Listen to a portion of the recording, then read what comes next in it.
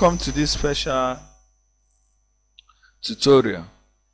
Today we'll be looking at logarithm, and under logarithm we'll be looking at the definition. We'll first start with the definition. Laws of logarithm. Exam questions and solution without table. Logarithm table. Exam questions and solution with table, and some exercises that will help us to prepare for our exams. So we'll go to the first one, which is the definition. Okay, the logarithm of a number. The logarithm of a number, let's say number x in base b, is the power to which b is to be raised to get x. So I'm saying that if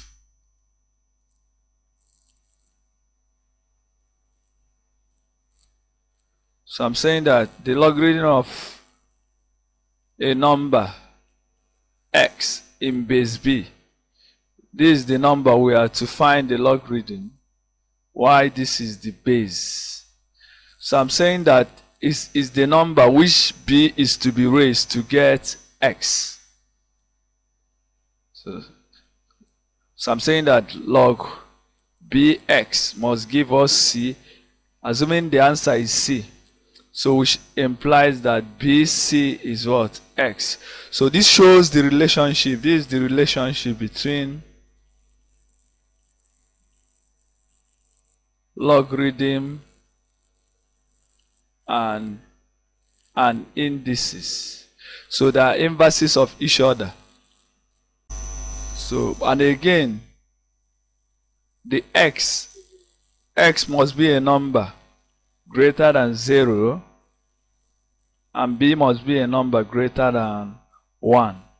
So that's what the definition means. So the next one is laws of logarithm. So there are some laws that we use to solve most questions without table. So the first law, assuming you are given the first law, if you are given log AB plus log AC. So if you are given two logarithm functions with the same base, and we are asked to add, it's the same thing as bringing the two to the same base and you multiply the numbers. That's what it means. So I'm saying that if you are given plus, it should be times. So example, if you have log 2, 3 plus log 2, 5, the answer is log, our A is 2, our B is 3, and our C is 5. So the answer is log 2, 15, log base 2, 15. So that's what the first law states. So the second law is almost the same as the first one.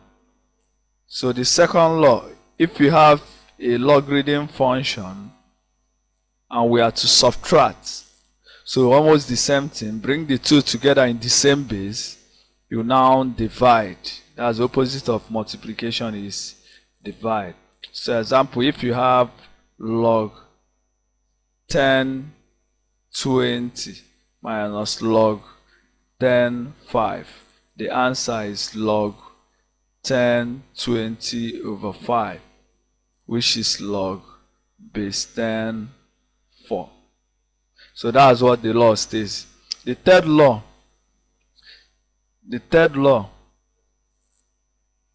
if you are asked to find a logarithm of a function, but the function of an exponential function is the same thing as bringing the power multiplied.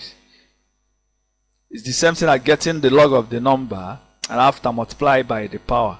Example, if you have log 10, 3, 4, is the same thing as 4 times log 10, 10, 3. Sorry. So that's what the third law states. The fourth law, but remember, these laws are applicable. Like the first one, remember I told you where B and C must be greater than 0, and A must be a number. The base must be a number greater than 1. So the same thing here, where A must be greater than 1 and B must be greater than 0. It must be a number greater than 0. So the fourth law, if you have the log of the same, if you notice, whatever that is here, the number and the base are the same, the answer is 1. Example, if you have log 10, if you have log 5, they are all equal to 1. So the fifth law, if you have log A, if you have to find the logarithm of 1, logarithm of number 1 in any base, the answer is always 0. So example, if you have log 51, if you have log 1001, they are all equal to 0. So the sixth law states that if you have a base that is raised to a power, that's the base. So if you notice, the base has a power, and the power is also a fraction. It's the same thing as finding the log of the number. The number is C. Remember, this is C. The base has a power x over y, and you now reciprocate. Example, if you have log 2, 3, 5, it's the same thing as 1 over 3 log 2, 5, because 3 is 3 over 1, so you reciprocate. The seventh law states that if you have, that's the reciprocal, log AB. You know, log AB is like over 1. It's the same thing as 1 over log BA. So that's the reciprocal law.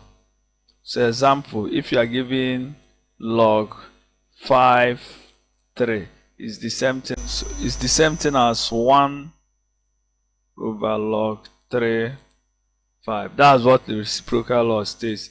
So the eighth law states that if you are given change of base law, assuming this is the original base. The original base is A, and we are to change to like base C. So it's the same thing as base C,